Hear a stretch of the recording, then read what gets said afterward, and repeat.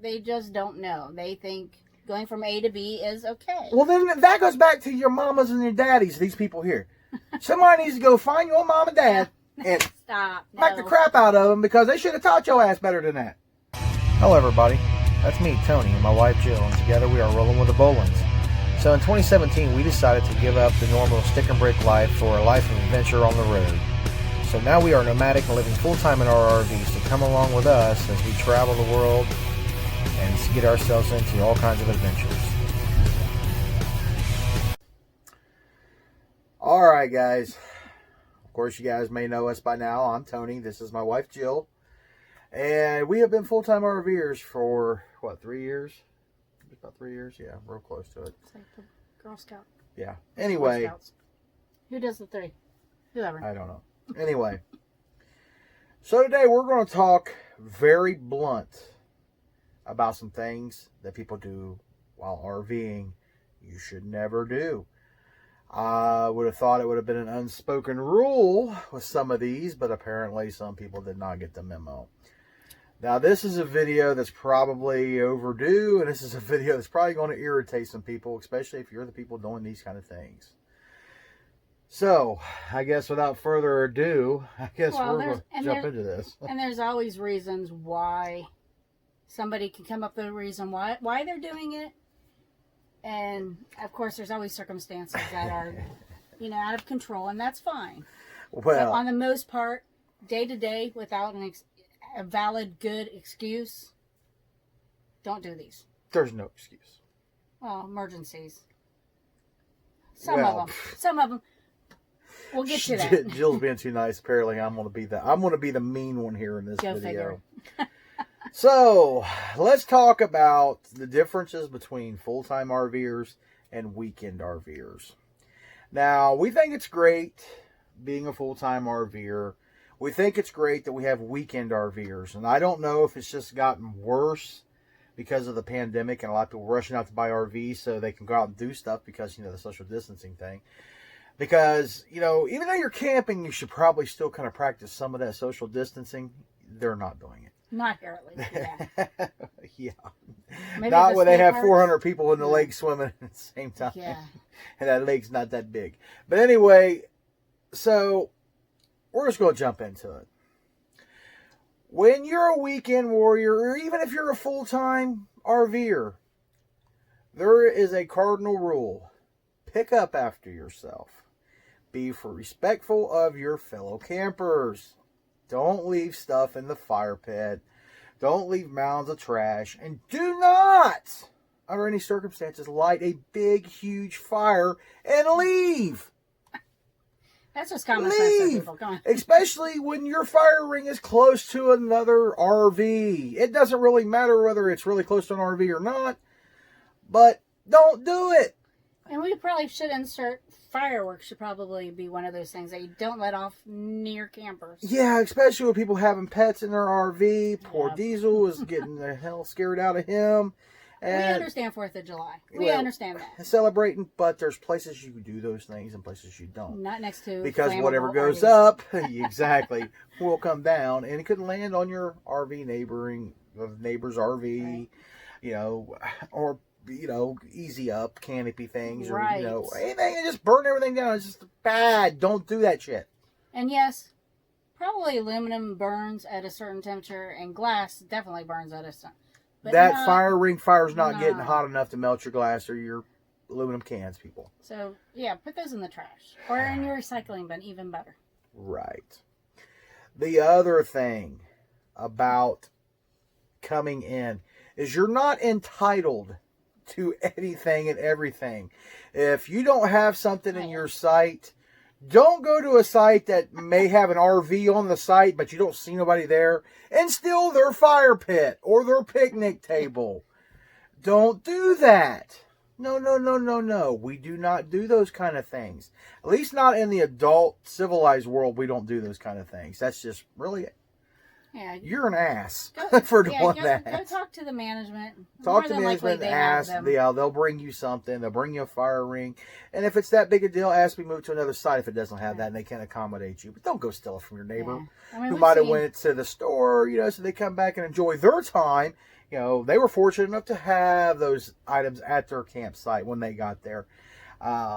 We watched them steal the neighbor's picnic table the other day. And then they had two of them. So not only did they already have one, they stole it from the neighbor so they could have two.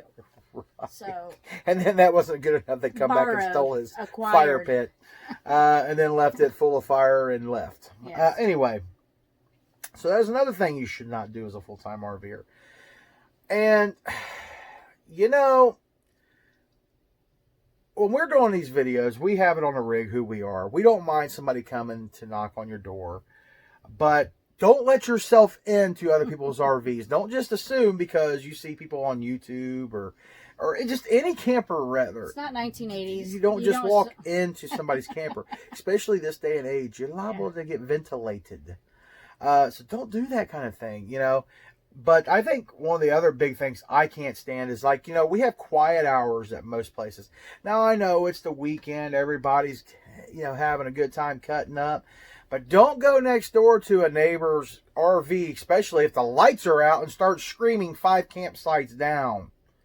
Hollering for some other idiot and have a conversation, you know, halfway across the campground with somebody else. Don't do that crap at 2 o'clock in the morning. For instance, we had a lady I was very polite the first 3 times she done it, standing literally right behind our RV, and there's a tree right behind us, so she could have actually been on the other side of the tree, but she was not. She was in this little section about yay big between our RV and the tree, and yelling 5 campsites down at 3 o'clock in the morning. Needless to say, they were kicked out. But they were kicked out because when they were asked to be quiet, they decided to get in a fist fight with each other. And then the owner. And then the owner of the campground. So, yeah, that was just a whole bad situation. Don't come to the campgrounds and start fights. That's been a big problem. I don't know if it's because everybody's went stir crazy being inside. I don't recall as many fights at any campgrounds that we've been to in the last couple years, but this year, people's cheese has done slid off their damn cracker. Yes, they have. I'm going to agree with you. A lot of here, and it's probably happening all across the country, because other things are closed down. Like, there's a lake here that you can pay to come swimming. So, the people that would normally go to the water parks can't do that because they're closed down, so they're coming here. So, they're maxed out. So we might be getting some of the, I guess, less desirable crowd in the campground. We just have a lot of kids, but a lot of teenagers, they're here having fun. But most of them stay at the lake where they're supposed to be. But the biggest problem is the other RVers that are coming in to enjoy these places.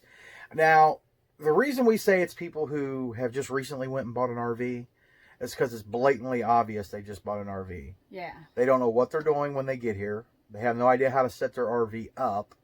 And you see a lot of 30-day and temporary tags. Right. So, and it's usually on the truck and the trailer, and they have no clue how to back their rig in. And if you're one of those, and you're new here, hi. But so give us a drop down, and we'll help you out. Well, it's those type of people come in, they're loud, they come in late at night, they make a lot of noise, just not really respectful of the neighbor. Now, this video sounds awful. I know it does. It sounds like we're just complaining about this.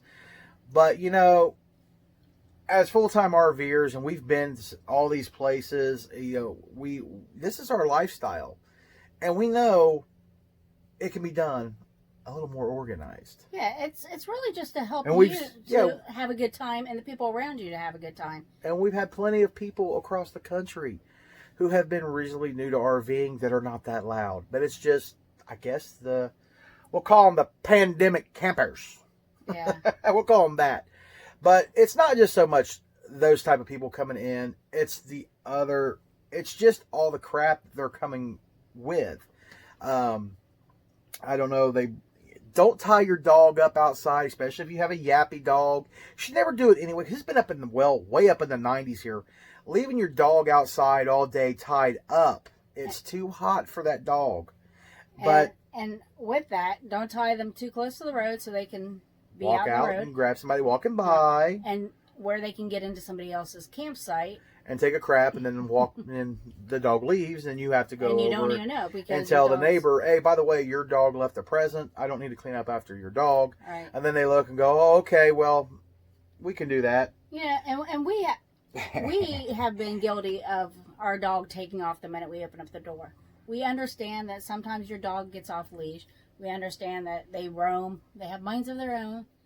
But you need to help them out and where they don't get into trouble by being too close to the road or in other people's campsites. Exactly. Yeah, so, we're not saying that it happens. People's dogs get off the leash. It does, but... They're dogs. Yeah, they're, Houdinis, as I call them. They get loose sometimes. But that's, a few things there that you need to really keep in mind that, be mindful of your pet. Don't do those kind of things and leave your pet unattended because, like Jill said, if somebody's walking by, if you got it tied too close to the road, your dog may be not aggressive usually, but maybe he doesn't like the smell of another dog or just thought of somebody walking down the road. And then or your they're dog, trying to protect you. Or your dog goes into protection mode. They might not like, because trust me, there's some undesirables in some campgrounds.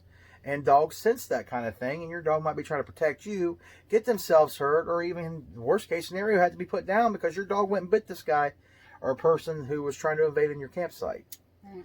So, be mindful of your pets. Don't leave them outside. And if they're one of them yappy, barky, bark dogs, no. We like dogs. And usually we don't have too problems with dogs. But when you have dogs that sit there and bark at their own shadow, bark, bark, bark, and then they bark all freaking night because you won't take them inside. Or even when they are inside, they bark all night. Yeah, some of them do. So. But biggest part of them, if they're in a camper, we can kind of deal with it when they're in their own camper. Because we can turn our air conditioner on and we can put some sort of white noise. But when a dog is outside of your camper and he is just barking and he's in between your neighbor's camper, or because usually when they're full, you got neighbors on both sides of you. You can hear that everywhere. Yeah, and I know don't do it. I know if it's you that have a dog that barks a lot, and I know it probably bothers you too. I mean, so thankful we don't have a barky bark dog. He barks once in a while, and I correct that dog. Hey, shush, be quiet now. Yeah, and he usually will listen to me. But I think the absolute biggest freaking thing that we cannot stand. Now, if you're one of these people who do this, stop. Quit coming to the campgrounds. Your camping privileges have been revoked. You go way out in the middle of nowhere by yourself. Don't even come around the rest of us civilized rednecks that camp. Wait. Who's civilized? Not him. But no, seriously, in all seriousness, do not, under any circumstances, just invite yourself into somebody's campsite. Do not use other people's campsite as a walk-through, pass-through, because you're too lazy to walk another 30 feet out in the round, because it's the straight line through people's campsite. Walking 2 centimeters next to people's campers who have things out, like, people have a nice grill out, they might have a cooler, but it's either which way, whatever they got out, it doesn't really matter. Stay the hell out of their sight. You don't belong there. You did not pay for that site. Teach your kids the same. And if you're a parent that walks through with your kids, God help us all, because I don't know what to do, because somebody needs to correct you so your kids don't turn out like dumbasses. Stop walking through people's campsites. It's not yours. When you give me half the money for the campsite that I paid to enjoy, then you can come and walk through. Or I'm going to put up nice little signs at the sides of our campsite. This is a toll road. This is owned by the merciless God, Tony. You will either pay, or I will take this broomstick and shove it right in your hind end. Stay out of my campsite. We can't be bribed. So, yeah. No. No? It's principle. No cupcakes, no ice cream, no beer, no wine. No. But no, in all seriousness, guys, don't do that. That's just extremely, extremely rude. I mean, you're joking around here a little bit, but that is very extremely rude. Do not do that to other people's campsites. Yeah, you just never, even if there's no vehicles out, you don't know if somebody's inside working. I can't tell you how many times a day I am distracted by people walking next to our camper. I'm not talking on the other side of the campsite. I'm talking right along the camper. And it's they're walking distracting close enough they can reach over, open a bay. They can reach over and open your door on the way by. It's distracting for people at work. Reach over and pull your tanks if you might not be hooked up to full hookups, and drain your tanks on the ground. Right, and we have known people. Well, we don't know the people, but we've been where somebody has done that. Went around and pulled black tanks. Open their black tank. You know, dumb kids. Kids, yes. And I hope they got a crappy shower. Is what I hope they got when they did that. Just be kind, and you wouldn't want somebody doing it to you. Don't do it to somebody else. And like Jill said, if there's somebody here or not, whether they're here or not, you didn't pay for that site. Stay out of it. Other people's campsite is not recreation area for you or your kids or all that stuff. We might have something laying out that could be deemed dangerous if your child was to come over here and get themselves hurt in somebody else's campsite. And what are we to do? We look at you and say, well, it ain't my fault your kid was here. Because a lot of people leave things out, like cooking stuff, for the grill. There may even be a camping hatchet or something laying around because people, making campfires, they're using it on their wood. And some kid can reach over and pick that up. Granted, go back to the whole fire pit, leaving the fire going. And I just saw, actually, I wish I would have taken video of these 2 young kids playing in a fire pit that was still lit. on fire because the parents were still asleep. The kids were outside. Nobody was watching them. It wasn't their site. It was another site that had already pulled out for the day. Yeah, that somebody left a big fire and their kids were playing in it. And, we see. Yeah, so I was on the edge of my seat and, and you really, watch your kids. Keep your kids out of the campsite. It's not the rest of the campground's responsibility to watch your children. Right.